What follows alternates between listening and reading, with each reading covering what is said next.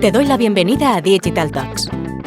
Este espacio nace de la necesidad de compartir con profesionales que tienen que tomar decisiones de marketing digital y que no siempre disponen de toda la información. Para esto contaremos con la participación de expertos en marketing digital, en nuevas tecnologías, en datos o en nuevos modelos de comercialización digital. En resumen, participarán profesionales que ponen mucho cariño a lo que hacen, pero sobre todo, contaremos con personas que admiramos y de las que todos los días aprendemos. Somos T2O, una consultora de marketing, ventas y estrategia digital. Esto es Digital Talks. No tenemos verdades, pero sí muchas certezas. Arrancamos. Hola, soy Esther Checa y hoy vamos a hablar sobre qué son las tecnologías inmersivas, en qué se diferencian cada una de estas, sus casos de uso y los aspectos a tener en cuenta si se quieren incorporar a una estrategia de marketing digital. Para que podamos tener una visión de qué es cada una de estas tecnologías, cómo éstas pasarán a formar parte de las experiencias que iremos viendo como usuarios dentro de lo que podría denominarse como la Web 3.0 y sobre todo cómo impactarán en la relación con las marcas con el consumidor, hoy contamos con Pablo Marcos Ferre, Product Manager de la plataforma de realidad mixta de Airbus. Su trabajo consiste en gestionar el equipo que está construyendo las aplicaciones de realidad aumentada, realidad mixta y realidad virtual dentro de la compañía. Pablo lleva más de 10 años trabajando en el desarrollo de videojuegos y aplicaciones 3D y desde 2012 trabaja en la realidad virtual y la realidad aumentada. Muchas gracias por estar hoy con nosotros, Pablo. Hola Esther, ¿qué tal? Encantado de acompañaros hoy aquí en el podcast. Pues una maravilla tenerte hoy, Pablo, con nosotros. Antes de arrancar, y para los más profanos, si bien yo creo que cada vez van quedando muchas menos personas debido al boom de noticias que tenemos sobre lo que es la realidad virtual y sus variantes, sí que me gustaría empezar porque nos ayudases a despejar concepto y, sobre todo, cuando hablamos de la realidad virtual, ¿dónde está la diferencia con respecto a lo que se conoce también como la realidad aumentada, la realidad mixta o la realidad extendida? Sí, yo creo que es importante aclarar las diferencias entre los tres conceptos porque es muy fácil llegar a confundirse. Llamamos realidad virtual a un entorno que es recreado completamente por ordenador, es decir, como si nos metiéramos dentro de un videojuego, todo es virtual. ¿Qué dispositivos tenemos para experimentar estos entornos de realidad virtual? Pues principalmente los famosos cascos de realidad virtual, como por ejemplo son las Oculus de Facebook o de Meta, como lo queramos llamar. Y por lo tanto, pues con los cascos de realidad virtual lo que experimentamos es una inmersión total, es un entorno que es 100% virtual. Por otro lado, tenemos la realidad aumentada, que consiste en superponer objetos virtuales en un entorno del mundo real, es decir, como su nombre indica, aumentamos la realidad, superponemos información sobre lo que ya estamos viendo. ¿Y qué dispositivos utilizamos para experimentar la realidad aumentada? Pues normalmente nuestros teléfonos móviles o tabletas o, por ejemplo, las famosas Google Glass. Y en medio entre la realidad virtual y la realidad aumentada, pues tenemos la realidad mixta, que consigue en poder combinar un entorno real con un entorno virtual. ¿Esto cómo se consigue? Pues con dispositivos como las HoloLens de Microsoft, por ejemplo. Y es muy fácil confundir la realidad aumentada con la realidad mixta. La principal diferencia es que las gafas de realidad mixta son capaces de reconocer el entorno que les rodea y esto pues, nos permite poder colocar elementos virtuales que interactúan con el mundo real. Está muy buena definición, porque justo una de las cuestiones que nos plantean mucho los clientes es que si para experimentar estos entornos simulados, uno de los aspectos principales es si es necesario utilizar siempre dispositivos asociados. O sea, por la definición que has dado de lo que es cada una de las realidades, las has asociado a dispositivos para experimentarlo. ¿Es siempre necesario? No siempre es necesario utilizar unas gafas o cascos, pero sí es cierto que si queremos obtener la mejor calidad y el mejor confort, entonces la mejor opción es utilizar estos dispositivos. Por ejemplo, la realidad aumentada la podemos experimentar con unas gafas como las Google Glass o con cualquier teléfono móvil o tableta que tenga el mínimo de requisitos necesarios para ejecutar estas aplicaciones. Si bien es cierto que con unas gafas siempre será más cómodo que teniendo que sujetar un teléfono o una tableta con las manos, lo cual no te deja muchas opciones de trabajar porque las tienes ocupadas sujetando el móvil o la tableta. Una de las ventajas de trabajar con unas gafas de realidad mixta es que te permite tener las manos libres para poder realizar la tarea que las gafas te están explicando. Por ejemplo, en Airbus existe un caso de uso en el cual los operarios utilizan unas gafas de realidad mixta para instalar el cableado eléctrico de los aviones. Pues este dispositivo lo que hace es superponer sobre el avión la posición final de los cables mediante hologramas, con lo cual el operario lo tiene mucho más sencillo para realizar la tarea, más rápido que tener que ir mirando las instrucciones en un papel o en un PDF en una tableta. Aquí los casos de uso que estamos viendo en el mercado, hay un boom ahora mismo, de prácticamente los últimos 6 meses, último año como mucho, empieza a haber un boom masivo de, sobre todo las grandes marcas, empezar a experimentar con este tipo de tecnologías. ¿Qué tipo de realidades se están utilizando en estas propuestas que se están lanzando al mercado? Bueno, cada vez se ven más casos de uso donde estas tecnologías aportan bastante valor. Algunos de los ejemplos que estamos viendo últimamente, pues, por ejemplo, el videojuego Pokémon Go, que es un claro ejemplo de realidad aumentada. Apuntamos con nuestro teléfono a un lugar y podemos ver los personajes de Pokémon que hay en ese lugar. Otro ejemplo de realidad aumentada, pues la famosa aplicación de rastreo de aviones, FlyRadar 24, que te permite en una de las funcionalidades apuntar al cielo con tu teléfono y te muestra todos los detalles de cada avión que tienes volando alrededor. Como ejemplos de realidad virtual, pues tenemos muchísimos, ya que existe una cantidad enorme de juegos de realidad virtual disponibles en las tiendas de aplicaciones, como son la de Oculus o como son Steam. Solo por nombrar algunos ejemplos, pues el Beat Saber, el Half-Life Alyx, el Superhot VR, y no solo videojuegos. Existe también una cantidad importante de documentales en realidad virtual que realmente te transportan al lugar que se está recreando virtualmente.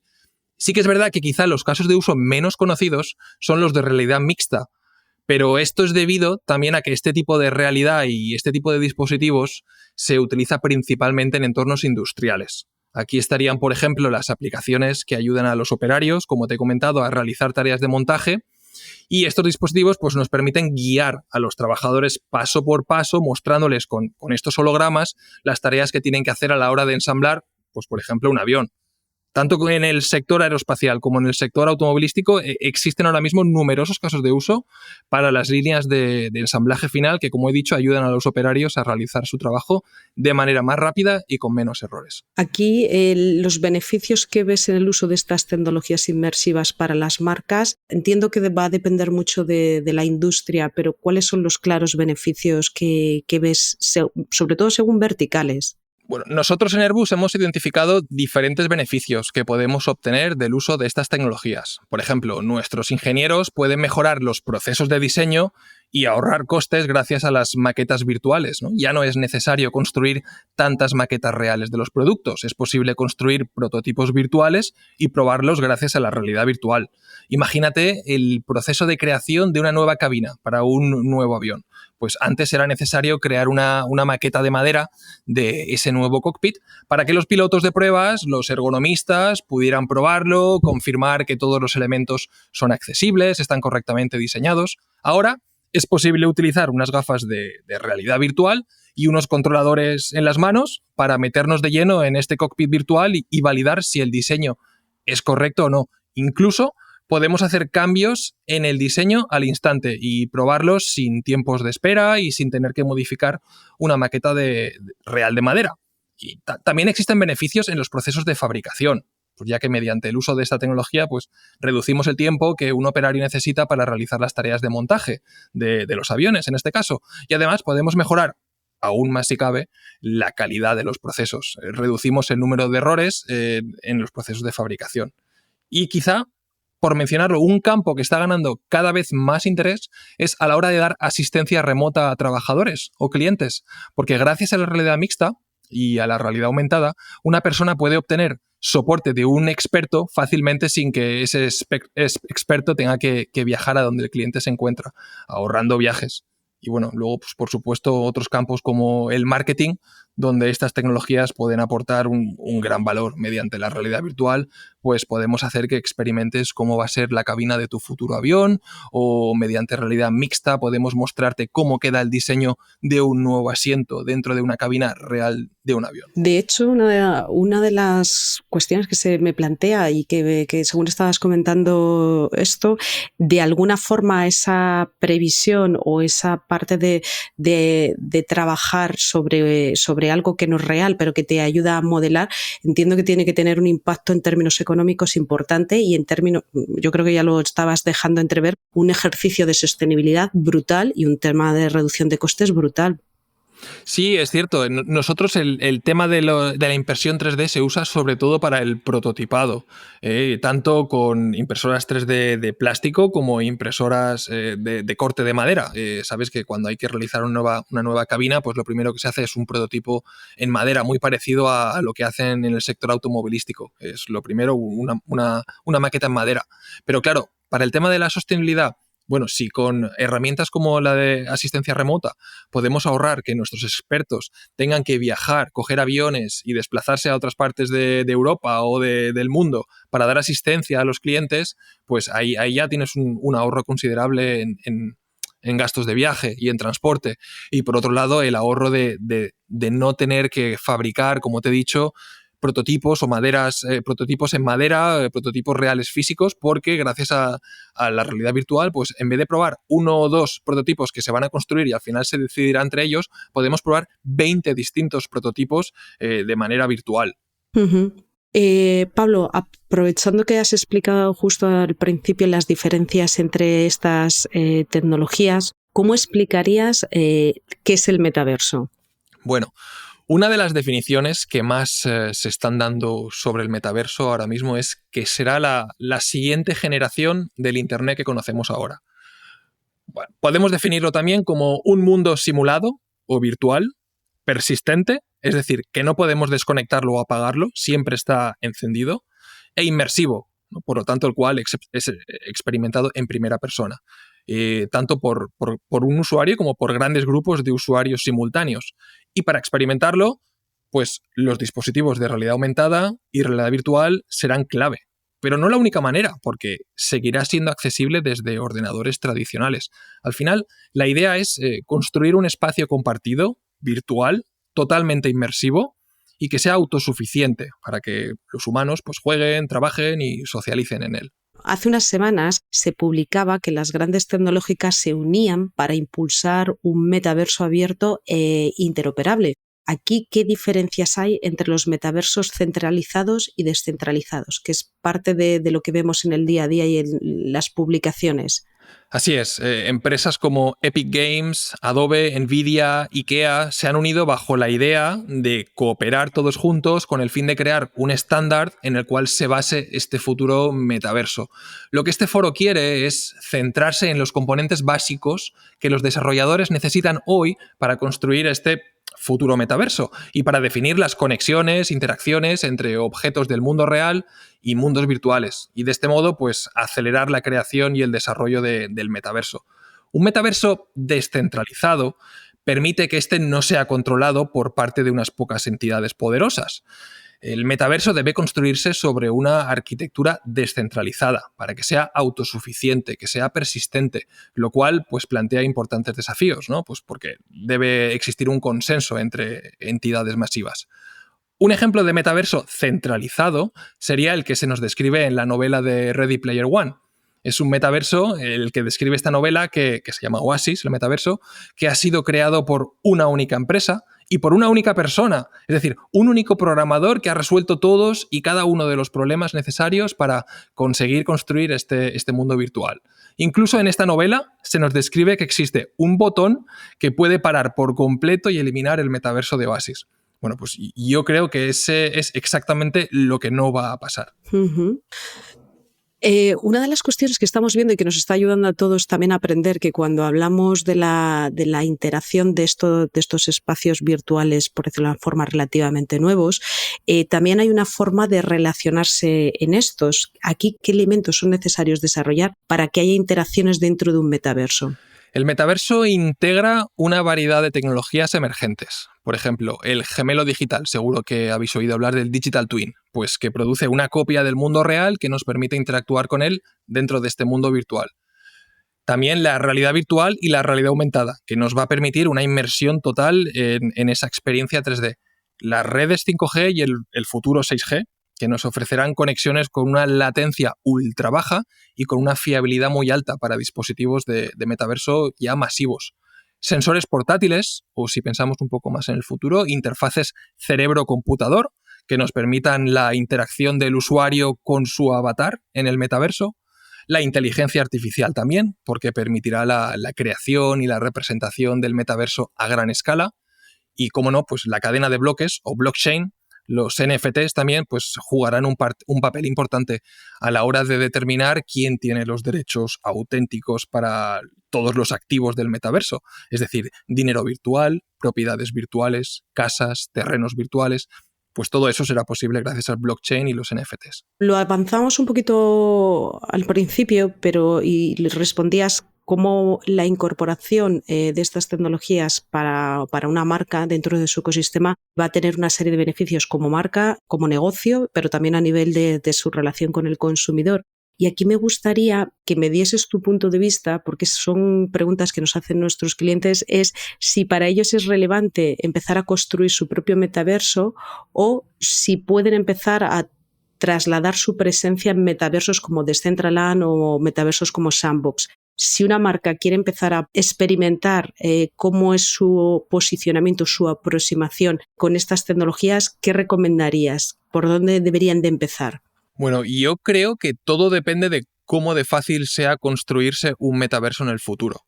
Porque de ello depende el trabajo, por ejemplo, y la cooperación que consigan empresas como las que forman el foro de estándares del metaverso que has mencionado.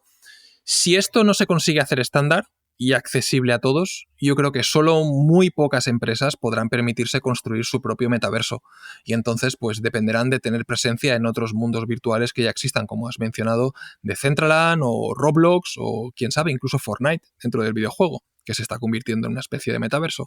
Al final, yo creo que el objetivo es que todos esos mundos virtuales que ahora existen y que son independientes unos de otros, que sean interoperables. Es decir, que los usuarios puedan desplazarse libremente a través de varios submetaversos al mismo tiempo, que sea posible cambiar de uno a otro sin tener que desconectarse de ningún sitio, ni cambiar de avatar o utilizando la misma moneda virtual. Pablo, ¿cómo vosotros utilizáis en Airbus estas tecnologías en vuestro día a día y sobre todo qué impacto veis desde el punto de vista de negocio? Bueno, la realidad mixta está permitiendo a Airbus transformar los procesos industriales. Esta tecnología nos permite que se pueda, como ya hemos dicho, acelerar el diseño y la fabricación de nuevos productos. Por ejemplo, en defensa y espacio, en Getafe, se está utilizando la realidad mixta para ayudar a los operarios durante el proceso de conversión del A330 MRTT, que es la versión militar del Airbus A330. Gracias a esta tecnología, pues los operarios pueden ver todas las operaciones que tienen que hacer para la instalación del sistema eléctrico, pero en forma de hologramas y sobre el avión real, a la vez que tienen las manos libres para trabajar, lo cual hace que no tengan que estar constantemente mirando las instrucciones en 2 dimensiones, en una tableta o sobre un papel. Otro ejemplo donde se está utilizando la realidad virtual es para el entrenamiento de pilotos. Airbus ha desarrollado una aplicación de realidad virtual para que los pilotos puedan entrenar estén donde estén. Consiste en una cabina virtual de un Airbus A320, en la cual los pilotos pueden aprender y practicar todos los procedimientos reales que se hacen en una cabina real de un 320. Es una cabina totalmente funcional e interactiva, con la cual se interactúa gracias a unos controladores de realidad virtual. Y además, este entrenamiento pues, puede hacerse de forma individual o junto con otros compañeros o instructores que se pueden conectar a la misma sesión, pero desde otros cascos de realidad virtual de forma remota. Así que, imagínate, pues se pasa de necesitar un simulador a escala real de la cabina del avión a tener un sistema completamente nómada que te puedes llevar a tu casa o a tu hotel para entrenar cuando quieras, teniendo simplemente tu portátil y tus cascos de realidad virtual. Claro, estamos hablando de una marca como Airbus, pero para marcas, por ejemplo, con un enfoque retail, para entender las implicaciones que tendría el desarrollo de un proyecto de estas características, ¿por qué tipo de fases debería de pasar? Bueno, la verdad es que no hay mucha diferencia entre el proceso de desarrollo de una aplicación de realidad mixta o virtual y el proceso de desarrollo de cualquier otro programa de software. Sí que es verdad que se parece más al proceso de creación de un videojuego que de una aplicación de escritorio corriente. ¿Por qué digo esto? Pues porque al fin y al cabo una aplicación de realidad virtual no deja de ser un entorno 3D, con sus interacciones, sus escenarios, sus robots o sus jugadores controlados por el ordenador. Por lo tanto, es como crear y diseñar un videojuego. Hay un proceso de concepción que empieza con una entrevista con el cliente, pues que en nuestro caso puede ser una línea de ensamblaje final, el centro de entrenamiento de pilotos, el equipo de marketing, un equipo de ingenieros que está diseñando alguna parte del avión. Y a continuación, pues trabajamos en el diseño, donde se describe el guión de la aplicación, donde definimos todos los elementos con los que interactuará el usuario y el resto de fases, pues muy parecido a cualquier otro desarrollo de software. Planificación, producción, pruebas, mantenimiento final de la solución, hasta que se deja de usar o se retira. Aquí el tipo de perfiles que requiere la ejecución de un proyecto de estas características, no solamente los que tengáis vosotros internamente, sino externamente trabajáis con perfiles para llevar a cabo este tipo de proyectos. La verdad es que se necesitan perfiles muy variados. Por una parte, tenemos a los programadores, que son expertos en la tecnología que se haya decidido utilizar para implementar la solución. Luego tenemos los responsables de gestionar la infraestructura informática, todo lo necesario para desplegar la aplicación, ya sean pues, servidores, máquinas virtuales, todas las redes. Por supuesto, gestores de proyecto, muy importante, los responsables de comunicación. Tenemos nuestros propios artistas 3D, que se encargan de crear los escenarios virtuales necesarios para estas aplicaciones. Y muy importante también, nuestros expertos en interfaces de usuario y experiencia de usuario, que son los que le dan sentido a todo este conjunto de funcionalidades, modelos 3D, interacciones dentro de la aplicación, y son los que hacen que al final estas aplicaciones sean fáciles de usar e intuitivas. Pablo, para cerrar, ¿qué 5 recomendaciones darías a un equipo que vaya a liderar el desarrollo de un proyecto de realidad virtual? Si tuviera que dar 5 consejos, el primero de ellos sería que no se centren en un único dispositivo. Es decir, que intenten no atarse a una única marca de cascos de realidad virtual y que intenten desarrollar una solución que funcione y que sea compatible con los principales dispositivos del mercado. Esto implica un esfuerzo adicional, porque hay que hacer que tu aplicación funcione con las diferentes plataformas, que funcione en cascos que dependen de un ordenador, que también funcionen los que tienen su propio sistema operativo, pero al final la recompensa es que mucha más gente va a poder disfrutar de tu aplicación y no vas a quedarte atado a un único grupo de usuarios. Segundo consejo sería que cuidaran mucho el confort del usuario. Algunas aplicaciones, especialmente si no están bien diseñadas, pueden causar cierto grado de mareo o náuseas, y esto es lo último que quieres que experimenten tus usuarios, a no ser que estés desarrollando, pues no sé, un simulador de montañas rusas. Y otra parte muy importante de las aplicaciones de realidad virtual son las interacciones que diseñamos, es decir, la forma en la que dejamos que los usuarios interaccionen con el entorno virtual. Esta interacción tiene que ser una experiencia sensorial natural, sin movimientos extraños. Es muy importante también trabajar bien el sonido, porque uno de los principales retos de la realidad virtual es que se requiere un sonido esférico o binaural. Es decir, te tiene que permitir identificar de dónde vienen los sonidos como en la vida real. Si te está pasando un avión volando por encima, pues tienes que ser capaz de oírlo, venir de lejos, sentir cómo se acerca, sentir cómo te pasa por encima hasta que desaparece por el otro lado.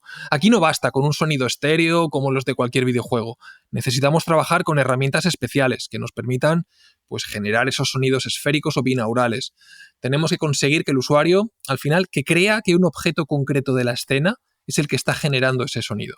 Y para acabar, pues, sin duda, la latencia. Yo creo que es el mayor desafío técnico al que se enfrentan las aplicaciones de realidad virtual y realidad aumentada, que la latencia al final es el tiempo entre el movimiento de un objeto que estamos rastreando o traqueando y su movimiento correspondiente dentro de nuestra aplicación.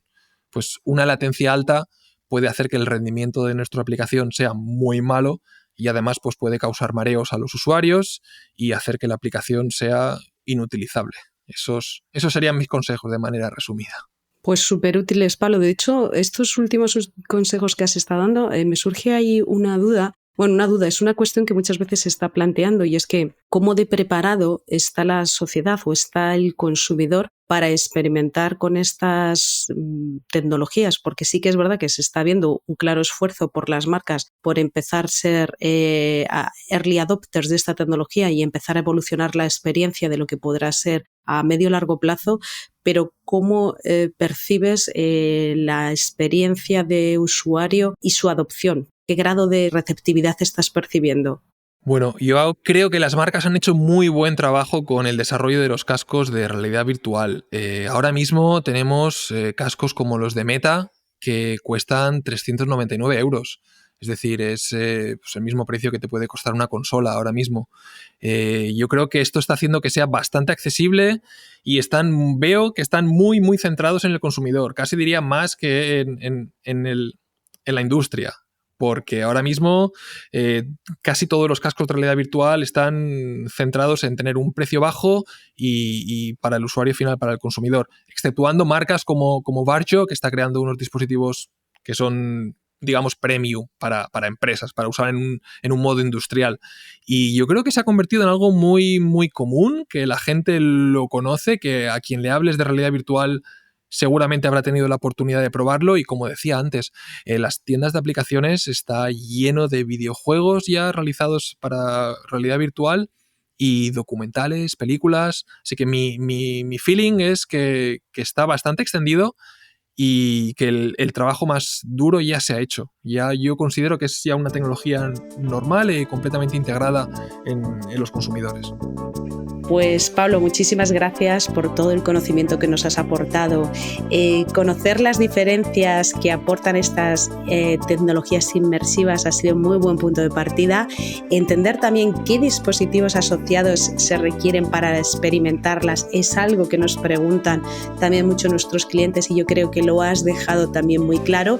Los casos de uso, aspecto fundamental, ponerlos de relieve para entender la utilidad de su desarrollo y sobre todo el saber qué se requiere antes de entrar en un proyecto de estas características, creo que ha sido un muy buen punto de partida para cualquier marca que esté ahora mismo planteando el desarrollo de una experiencia para sus usuarios. Muchas gracias por tu tiempo, Pablo. Gracias a ti, Esther, por la oportunidad de participar en otro podcast en español. Para mí es un placer poder hablar de estas tecnologías. Nos volvemos a escuchar en unas semanas. Mientras tanto, puedes leernos en las redes sociales de t2o.com. Estamos en LinkedIn, Twitter y Facebook. Y si quieres volver a escuchar este podcast, lo podrás encontrar en nuestro canal Digital Talks, en Spotify, iVoox, Google Podcast y Apple Podcast.